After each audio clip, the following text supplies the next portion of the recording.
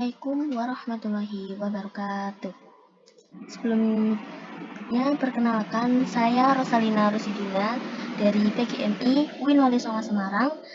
Saya di sini akan menjelaskan tentang kepemimpinan, bahwa setiap organisasi atau kelompok memerlukan adanya seorang pemimpin. Hal yang terpenting dalam organisasi atau kelompok yang ingin berdiri itu adalah aspek kepemimpinan. Di sini kita akan belajar mengenai bahwa apa itu kepemimpinan.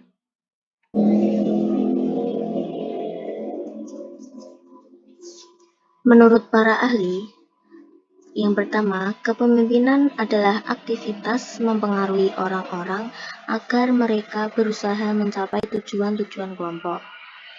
Dan yang kedua, kepemimpinan merupakan kegiatan mempengaruhi orang-orang untuk bekerja sama dalam mencapai tujuan yang mereka inginkan. Dan yang ketiga, kepemimpinan adalah bentuk dominasi yang didasari atas kemampuan pribadi yang sanggup mendorong atau mengajak orang lain untuk berbuat sesuatu berdasarkan akseptasi atau penerimaan oleh kelompoknya dan memiliki keahlian khusus yang tepat bagi situasi khusus. Jadi dapat disimpulkan bahwa kepemimpinan adalah sikap yang harus dimiliki seseorang pemimpin dalam membuat rencana, berpikir dan mengambil tanggung jawab untuk kelompok, serta memberikan arahan kepada orang lain. Apa pentingnya pemimpin di dalam organisasi? Fungsi pemimpin itu apa? Jadi yang pertama, pentingnya pemimpin itu agar organisasi tercapai, baik dari daerah, organisasi, sekolah, perguruan tinggi, bank, industri, maupun negara, dan lain sebagainya. Yang kedua, agar yang dipimpin nyaman bekerja dalam mencapai tujuan organisasi. Jadi maksud dipimpin nyaman bekerja dalam mencapai tujuan organisasi itu untuk mencapai tujuan organisasi itu sendiri yang nyaman, bahwa pemimpin harus bekerja sama dengan anggotanya dengan rasa nyaman atau saling merangkul antar anggota satu sama lain. Dan yang ketiga itu, agar organisasi yang dipimpin dapat menjaga kelangsungan hidup dan perkembangannya. Yang keempat, memiliki teamwork yang kompak, cerdas, dinamis, harmonis atau seirama, dan lincah dalam menyelesaikan masalah, menghadapi tantangan, serta dalam menanggapi aspirasi yang berkembang. Selanjutnya, fungsi kepemimpin itu apa? Yang pertama, fungsi perencanaan. Fungsi perencanaan sendiri yaitu seorang pemimpin perlu membuat perencanaan yang menyeluruh bagi organisasi dan bagi diri sendiri selaku penanggung jawab untuk tercapainya tujuan organisasi. Nah, setiap rencana yang baik di dalam perencanaan itu, yang pertama, maksud dan tujuan yang tetap dan dapat dipahami dengan cepat.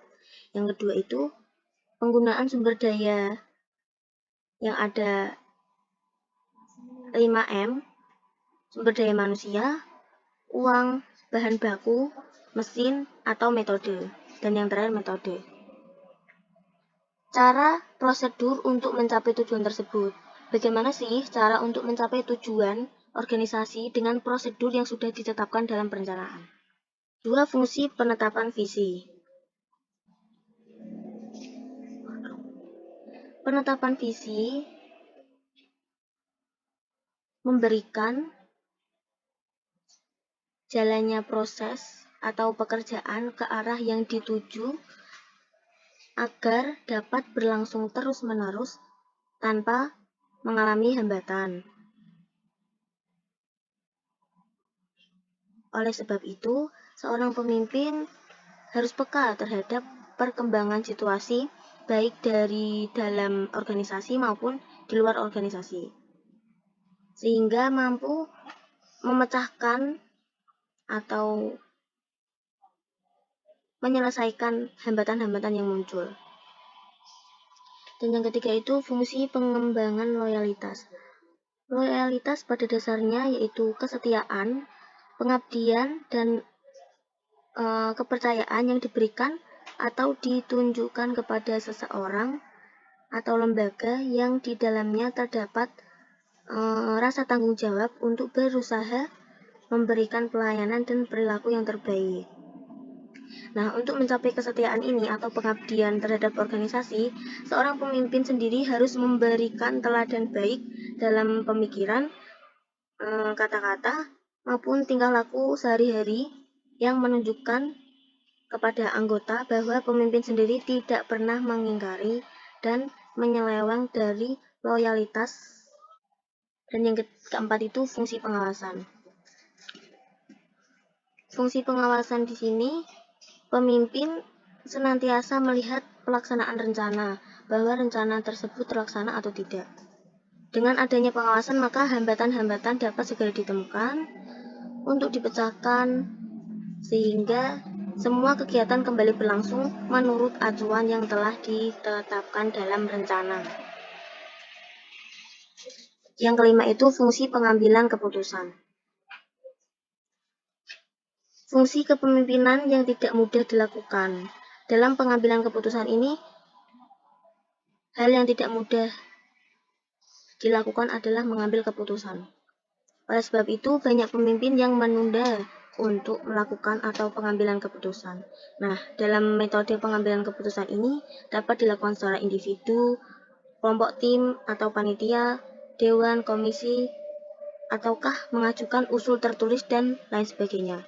Jadi pengambilan keputusan di sini tergantung dalam organisasi. Apakah harus pemimpin yang mengambil keputusan sendiri atau diadakannya rapat untuk mengambil keputusan bahwa seperti apa kelanjutannya organisasi nanti. Selanjutnya yaitu contoh. Saya di sini akan mencontohkan kepemimpinan yang pernah saya alami, tetapi saya di organisasi tersebut sebagai anggota. Tugas pertama pemimpin itu di organisasi menetapkan atau membuat visi misi untuk proses jalannya organisasi ke arah yang dituju, seperti halnya yang sudah saya jelaskan tadi. Dan yang kedua itu mengelompokkan anggota untuk membantu ketua. Contohnya ada membuat divisi, bagan, kelompok tim untuk membantu ketua dalam menjalankan organisasi.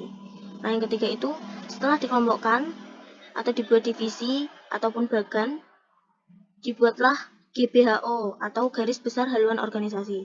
Jadi ketua divisi atau bagan itu mempunyai GBHO untuk mengetahui job desk-nya masing-masing per kelompoknya. Gambaran GBHO ketua itu yang pertama, menjaga rasa persatuan anggota.